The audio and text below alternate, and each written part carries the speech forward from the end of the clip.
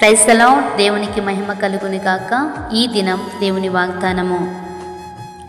నీవు నీరు కట్టిన తోట వలెను, ఎప్పుడును ఉబుకుచుండు నీటి ఊట వలెను ఉండెదవు.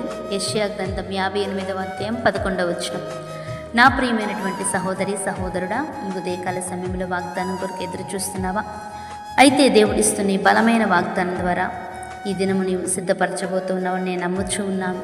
ఎందుకంటే నీ జీవితంలో అనేక రీతులుగా నువ్వు మోసపోయి ఉన్నావేమో, ఎండిపోయిన స్థితిలో ఉన్నావేమో, ముందుకు సాగలేకపోతున్నావేమో. నీ జీవితంలో నీ కుటుంబ పరంగా ఎలాంటి బంధకాలు నిన్ను నలగగొట్టబడుతున్నాయేమో. కానీ దేవుడు అంటూ ఉన్నాడు, నీరు కట్టిన తోట ఏ విధముగా గ్రీన్గా ఉంటుందో, పచ్చగా మారుతూ ఉంటుందో, ఆ రీతిగా దేవుడు నీ జీవితాన్ని ఉంచిపోతూ ఉన్నాడంట.